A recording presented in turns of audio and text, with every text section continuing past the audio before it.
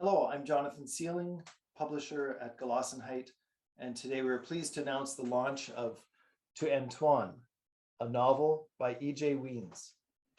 It's available for purchase online from major retailers starting today, and will soon appear in bookstores as well.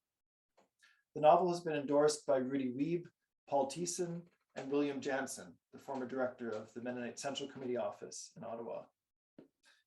We're also proud to tell that it has been nominated for the Scotiabank Giller Book Prize for 2022. I have a few words to introduce this gifted writer that you will soon meet, and then I will turn it over to him so that he can describe some of the background of the project and also share some of the readings from it. Erwin J. Wiens was born in Edmonton, Alberta, and raised in Niagara, Ontario. He earned graduate degrees in English literature from the University of Waterloo and University of Ottawa. He went on to teach then at Queen's University, the University of Ottawa, and Heritage College in Gatineau, Quebec. He has also published poetry and currently is retired, living with his wife in Ottawa. In the coming weeks, he and I will also be conducting some interviews online, which I also plan to share on this YouTube channel.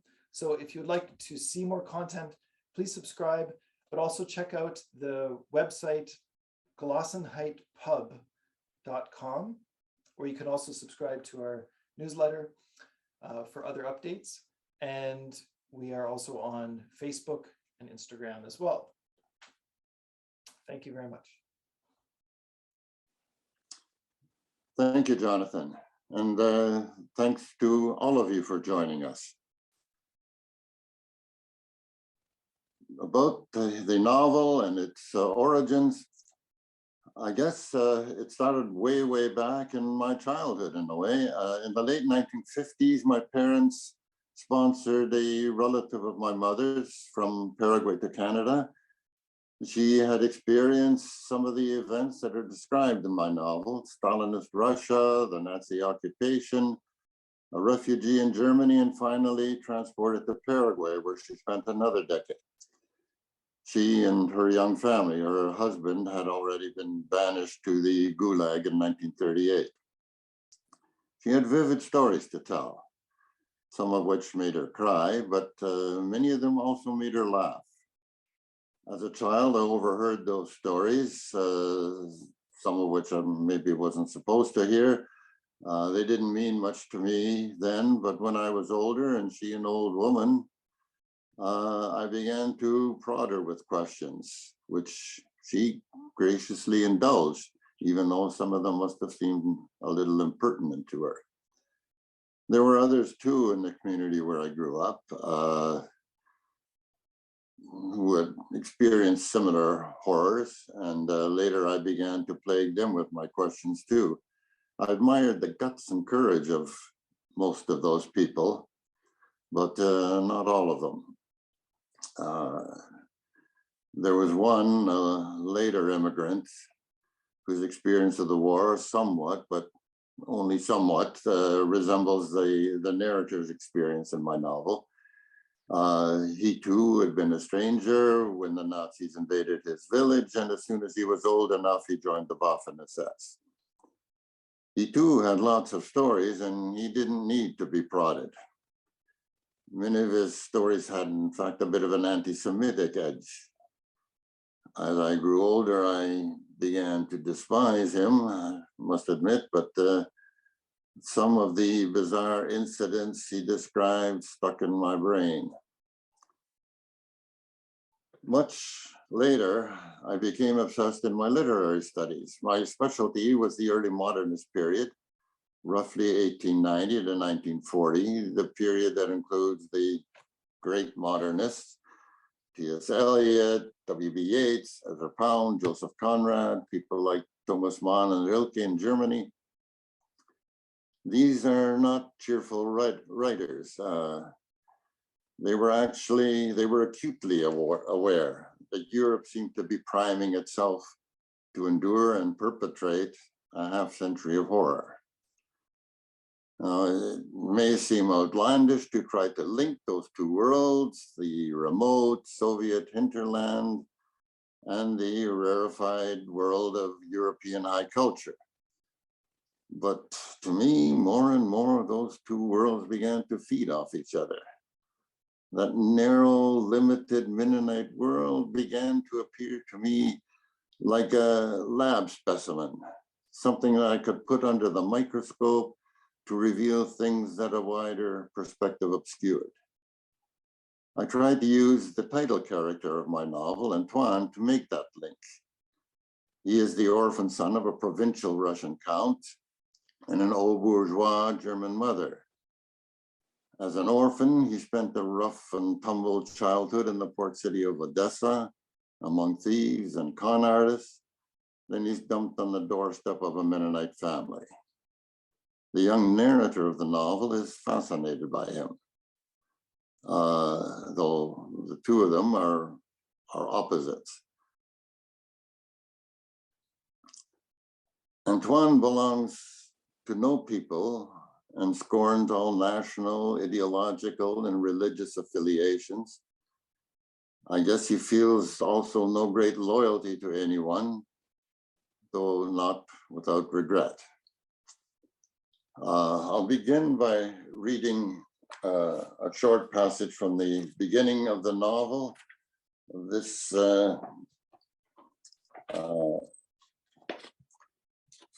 is when Antoine is first dumped on the doorstep of his mother's family.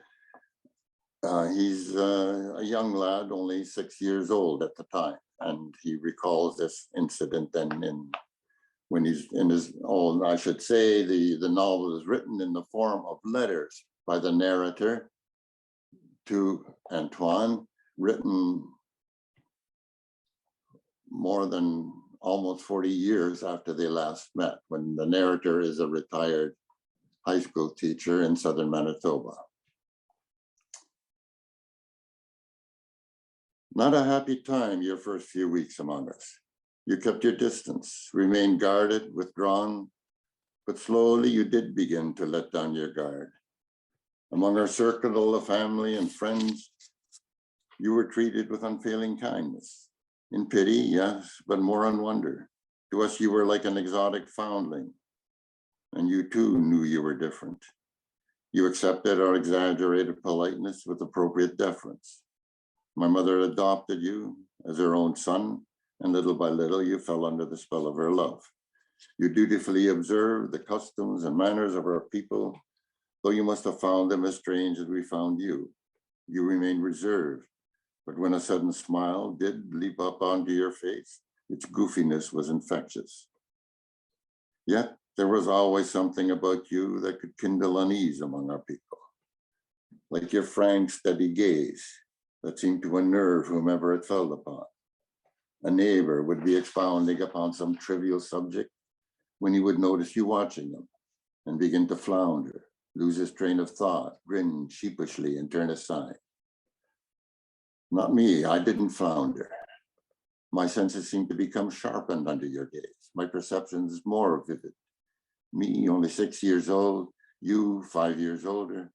At that age, an enormous difference. Yet you allowed me to toddle along at your side and call you my friend.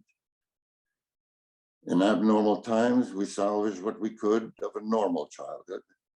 The two of us exploiting our little world together.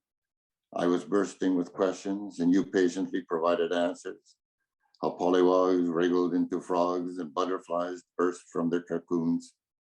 Sometimes you would tease me with preposterous explanations. And when my eyes were about to pop out of my head, you would laugh and give my shoulder an affectionate punch. Sunny days, those I now choose to remember. A vast field of sunflowers stretching almost to the horizon. But when you're barely 3 feet tall, the horizon is closer. We made sure we weren't seen, then ducked among the tall stalks, almost twice my height, and made our way into the enfolding field, the heavy seed-laden heads nodding above us, 1,000 minor suns complicit in our escape. Here we were safe from the gloom of elders and from the meddlesome distractions of our schoolmates. You found a fossil and explained that once many animals roamed the world, dinosaurs, but others too, some very small, and now they were all extinct, not one left.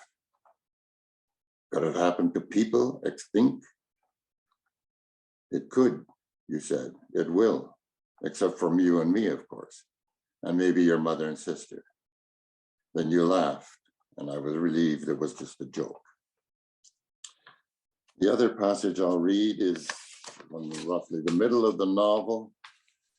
At this point in the novel, the narrator, it's roughly a few months after the end of the war.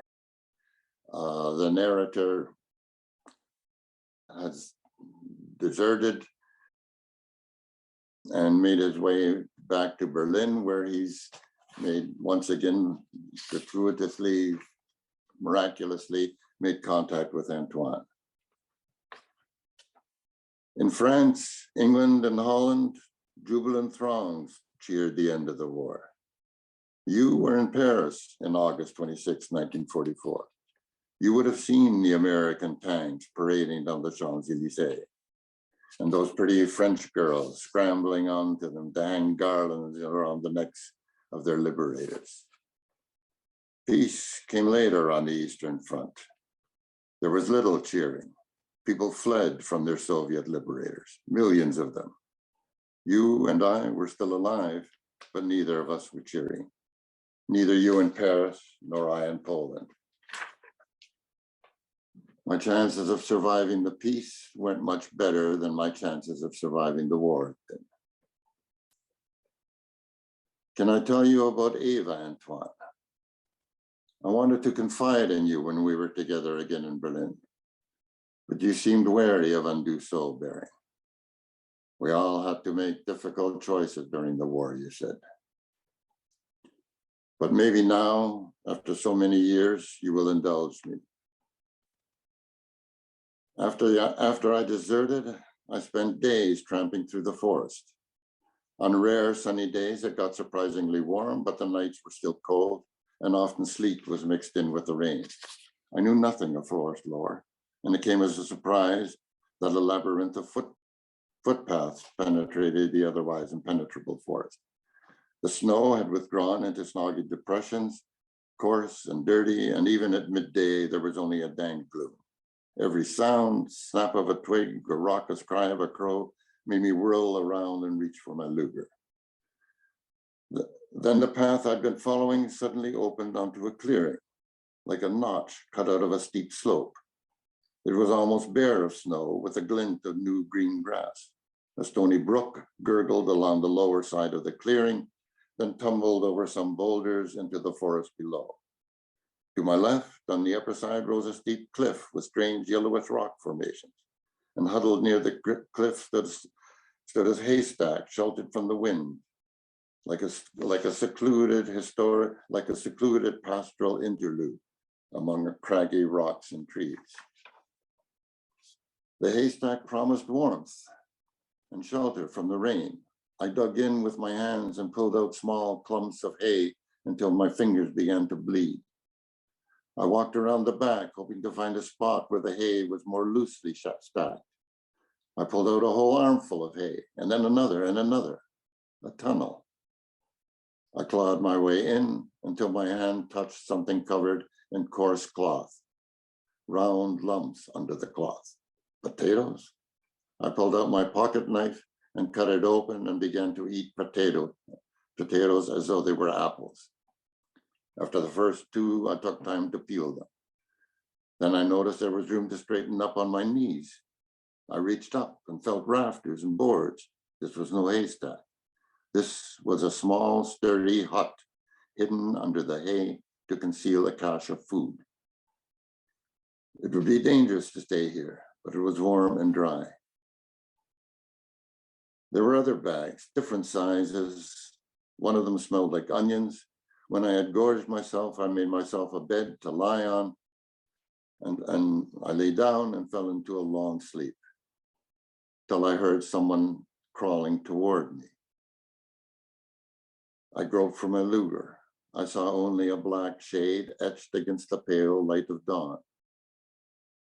It is not easy for a girl wearing a long coat and skirt and pushing a tin bucket in front of her to crawl through a tunnel.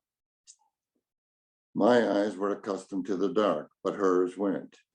And when she reached out and groped for a sack of potatoes, she found my knee instead. She groped a little further up my leg. That's my leg, I whispered. She gasped and jerked her hand back. What's your leg doing here? She whispered. Keeping the other leg company. I have two of them. She scrambled backwards out of the haystack and ran, and I ran after her, shouting, stop, stop, please stop. I won't hurt you. Please don't tell anyone. I'll go away. When she reached the brook at the bottom of the clearing, she stepped nimbly across it from stone to stone. I was not so nimble. I slipped and fell. I hit my head on a rock and badly twisted my ankle. I must have lost consciousness for a few moments. The first sensation I remember was water lapping at the edge of my mouth, and I turned my head so that I wouldn't choke on it. I lay with my eyes closed for I don't know how long. Then with a start, I remembered what had happened and opened my eyes. I saw Ava's face above me and looked into Ava's eyes. She stood a few feet back, balancing on stones at the edge of the brook, and craned her neck forward the better to see me. It was almost morning now, enough light to see everything, but I saw only her, not the trees behind her or the sky above her, only her suspended above me. Are you still alive? She said. I don't know, I said. Are you an angel or just a girl? Just a girl, she said. And then she smiled. Thank you very much for your interest in my novel. I hope you will enjoy it when you read it. Thank you again. Bye-bye.